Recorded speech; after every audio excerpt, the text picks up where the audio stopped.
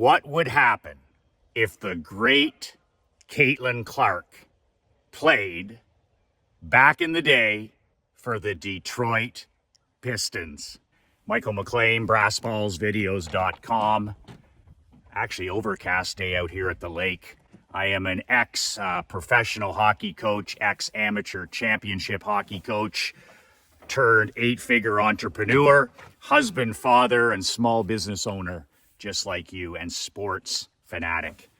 So you can actually download a free copy of my brand new book, Unfuckwithable, 5 Ways to Unfuck Your Life in the Next 30 Days. A word of warning about the book, you can download it for free at brassballsvideos.com. The link is below. A word of warning about this book. This book is not every entrepreneur's cup of whiskey. I wrote this book a couple months ago. It's for champions, not for chumps. It's for winners, not for whiners. So it may or may not be your cup of Earl Grey. The link is below, my free gift to you. It's only 22 pages. You can print it off. You can read it in 25 minutes. I've used those 5 things in my life to get my shit together from time to time. I hope you find some value in it, my free gift to you. So Caitlin Clark now gets the break that she deserves from all the punch-drunk tomato cans in her world, the WNBA F- grade, the owner of her team, her franchise, the Indiana Fever, my grade F-. Her teammates, most of them, F-, a couple of them a B+. Her general manager, F-. Her head coach, F-. I can't go any lower than that. Her mom, A+, her dad, A+. Her agent, F-. Anybody associated with that league and that team, other players on other teams, F-. They don't know what the fuck they're doing. They don't know what they do. They don't know what they have on their hands. Losers aren't winners. So I hope that Caitlin Clark takes a few months here and takes a break from all the clowns, all the punch-drunk tomato cans that she had the displeasure of being around since she left Iowa. It must have been an eye-opener for her. It's like a player leaving Alabama in football, where you're just like, you get to the NFL and you get to a bad franchise, you get to a horse shit team, and you're like, holy fuck, our team back in Alabama would beat these guys. And that's what happens when you're a number 1 pick, when you're a franchise player, when you're a generational player. You know, it happened to Wayne Gretzky. It happened to Michael Jordan. It happens to all the greats in football, basketball, and hockey. They're just like, you usually are picked to the worst organization. There's a reason they're the worst organization, right? These guys and gals don't know what the hell they're doing. It's even more difficult for Caitlin because she's in a league where they don't know what they're doing. The commissioner, F-, the commissioner should be fired. Their marketing department should be fired. Her owner, you can't fire the owner, but she should sell that franchise if that's the way she's going to run things. General manager should be fired. Head coach fired. Anybody that was part of that gong show fired. And of course, the people within her circle, her mom, her dad, her family, A++.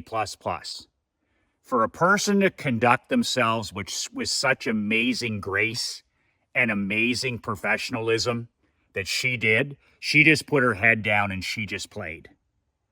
And she ignored the piss poor refereeing. She ignored all of the hate. She didn't participate in any of it. She just put her head down and made that team better. And she didn't criticize anybody publicly. From all accounts, she's an outstanding teammate. She's an outstanding person. And I got to say, as a father of an 11-year-old girl, I mean, there's my daughter's role model. Okay? Your role model is your mom and your dad, but if your kids love great people, great athletes. They're pretty few and far between in today's world, right? You don't want your kid looking up to La Princess. You don't want your son or your daughter looking up to some of these NFL guys.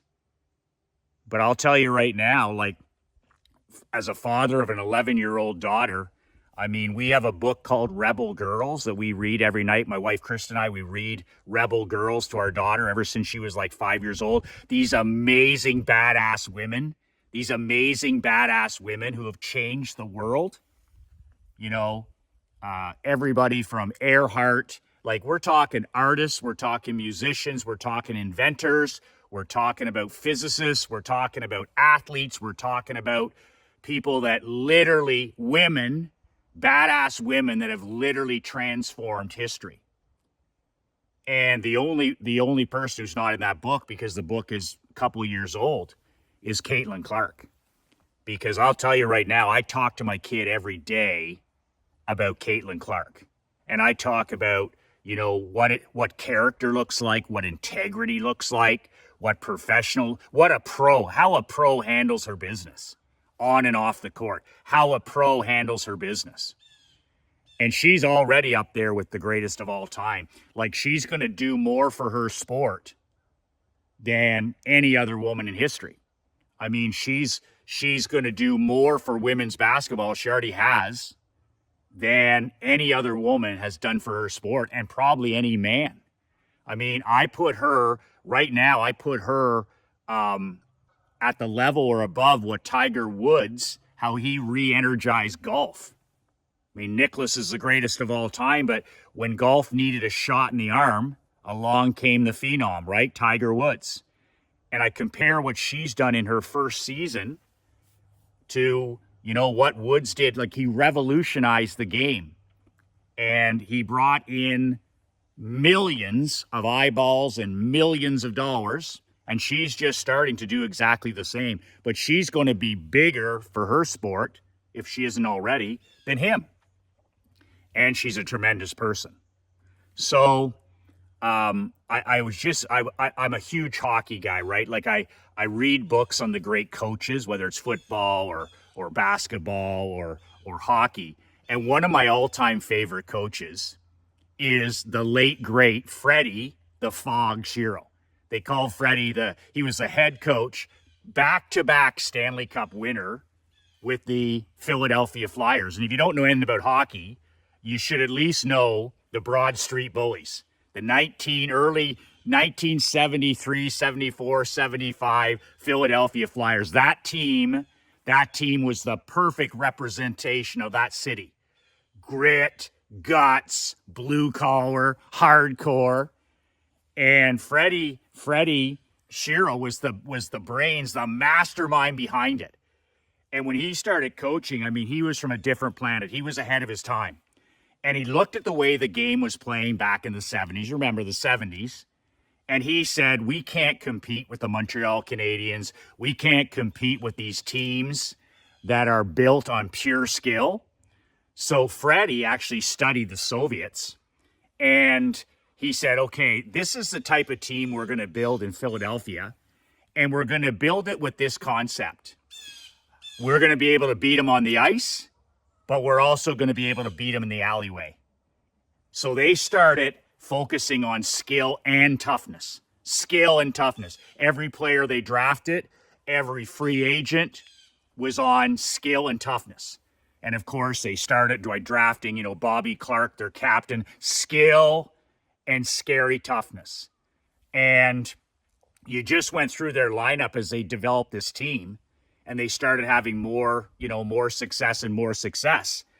And when they won back-to-back Stanley Cups, they were playing a game of hockey that was similar to something you would see on the movie Slapshot with the Hanson brothers.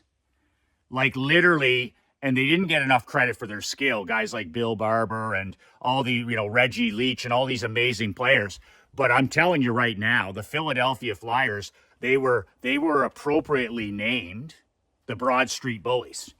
I mean, you didn't mess. If you touched one hair on anybody's head. Didn't matter if it's a captain or, I mean, you were going to deal with all of them. You were going to deal with 20 players. And the one guy you were going to deal with that you didn't want to deal with was Dave the Hammer Schultz. Dave the Hammer Schultz was the ultimate enforcer. I mean, he could barely play. But he just went up and down his wing. And if anybody needed to be straightened out on the other team, the Hammer would straighten them out. And just having him out there was peace through strength.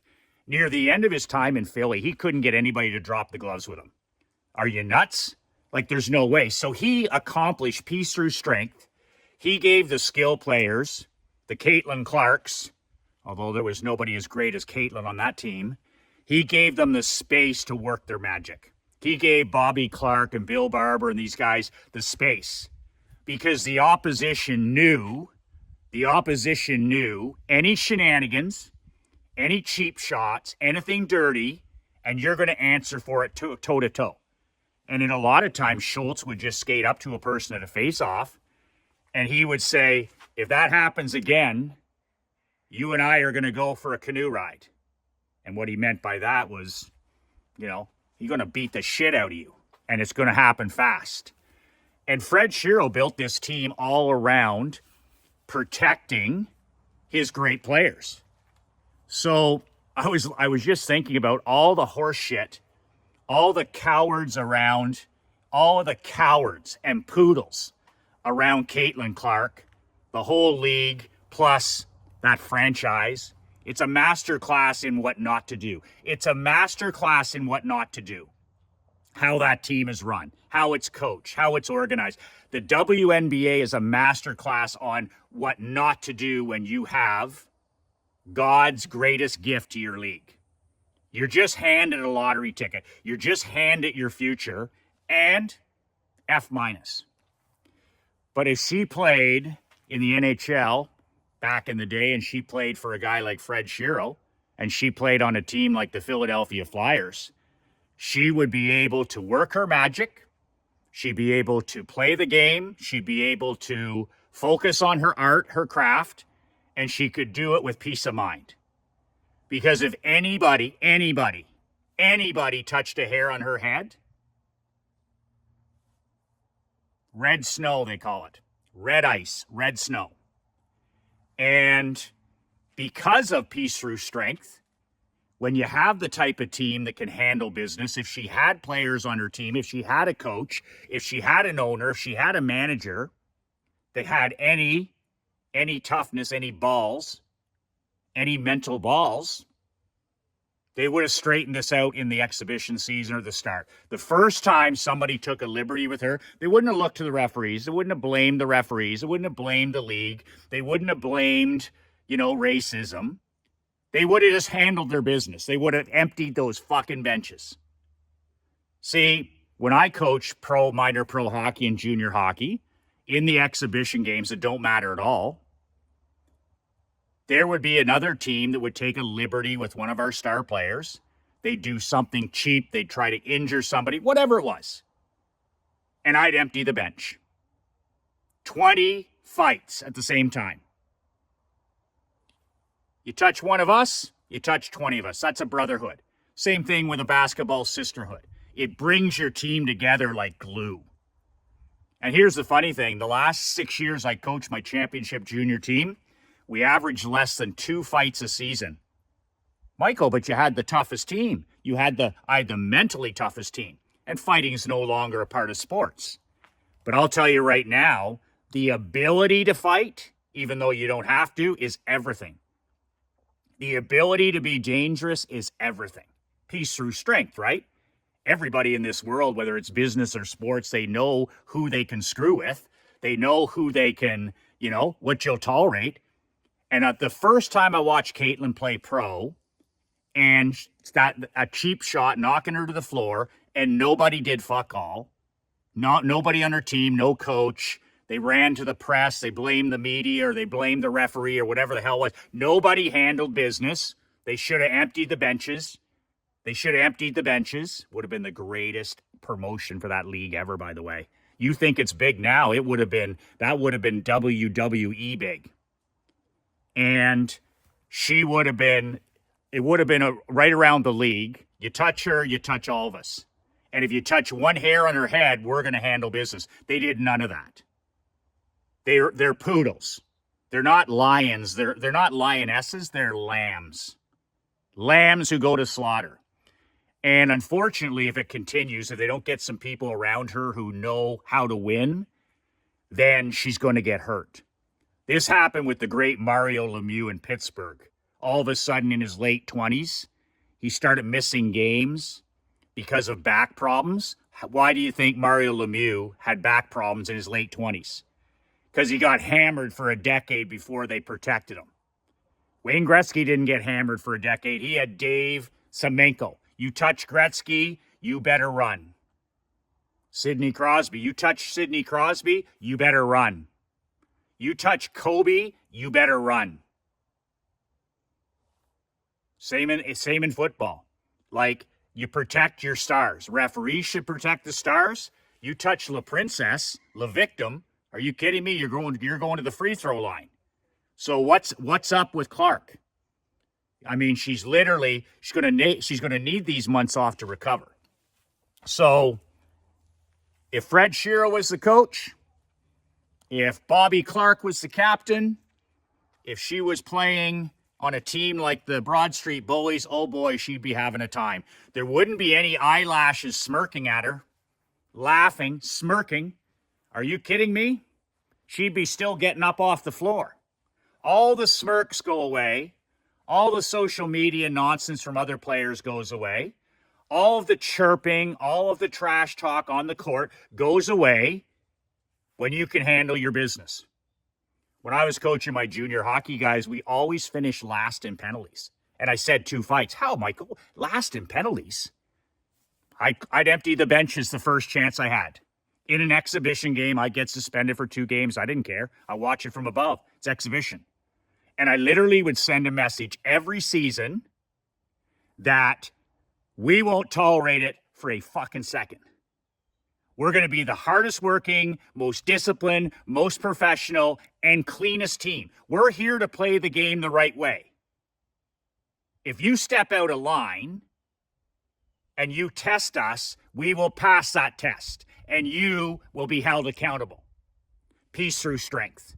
And that stuff just goes through the league like wildfire. Don't screw with those guys. Then the players that I brought in to win hockey games could do what they're paid to do. Win hockey games. And no fights, no penalties. I had a rule on my team. I didn't allow my players to talk to the referee. I didn't allow any chirping. I didn't allow any trash talking. I didn't want any of that stuff. I wanted our guys focused on the job at hand. And they were able to do that because the other team was on its best behavior. We were capable. We were capable of handling our business. Every man, I built it the same way as Shero every year. Before I drafted a player, before I signed a player, can we beat him on the ice? Can we beat him in the alleyway? And in 2024, beating them in the alleyway is, can you win battles for balls? Can you win battles for pucks? Can you win battles for footballs? Can you go to the dirty? Do you have a guy like, when the Bulls brought Rodman in and Michael Jordan's like, yes, I want him. What took you so fucking long? We don't have anybody under the rim who can help us. So yeah, we'll take a guy that's going to help us win championships. I'm tired of getting beat up. I'm tired of us not having the ball.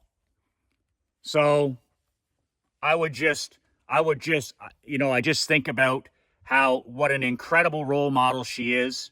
She's exactly what we need for young people as an example in 2024.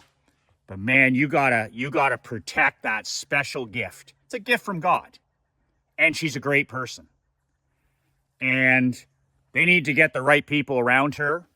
But man, oh man, I'd like her to play on a team like the Broad Street Bullies and actually see what she could do if she's not getting fingernails in the eyes, or she's not getting chirped, or she's not getting hit from behind, and the other team isn't smirking and laughing. That stuff can be corrected in 30 seconds because 99% of people are chicken shits. If you got to answer for what you do, if you got to answer for what you do eye to eye, belly to belly, toe to toe, 99.9% of that stuff goes away. Mice into men, it's called, right? Mice into men. When there's no fighting, when there's no toughness, when there's no mental toughness, when the other team knows that you're a lamb, not a lion, mice into men. Everybody on their team grows. And that's why when you have a Semenko or you have a Bob Proby there in Detroit skating on Yzerman's line, when you have a guy like Dave Semenko, when you have a Ty Domi, everybody on the team grows 5 inches. And that's what would happen with Caitlin Clark if the tomato cans around her knew anything of what they were doing. You bring in the right people, you start drafting the right people that can win on the court and can win in the alley, and you sign the right people, and, you empty the benches if you have to get this thing started. I don't care if it's the Wild Wild West. The first time she got touched, it should have been the Hatfields and the McCoys. It should have been the Hatfields and the McCoys. It should have been the Wild West. And the message should have been sent clear across the bow, a shot across the bow. You touch her, you touch all of us. That would have been one of the most powerful team building, chemistry building, sisterhood. They would have been all into lions. Instead of, as they say, mice into men. This is easily correctable at the ownership level. We'll see. It doesn't look like it. But man, oh man, she's going to get hurt. And I wouldn't tolerate it for a second. I would not tolerate it for a second. If I was her father, I would be like, okay, is this going to change? She has the power. She has the ear of ownership. Absolutely. She absolutely has. She's the entire WNBA. All these other pretenders, that those games are unwatchable without her. I won't watch any of it without Caitlin Clark. So what she's doing, she is a marketing powerhouse. She is an athletic powerhouse. She is a role model powerhouse. And if I was her father or her agent, I'd be using that power to say, when are we going to get some serious people around us? When are we going to get some serious people around this situation? And flex that muscle to protect her. You can download a free copy of my book below. Just put in your email. I'll email you a copy of it, my gift to you, within 5 minutes. The link is below, brassballsvideos.com. 2 words that changed my life, 2 words that'll change yours. Be relentless.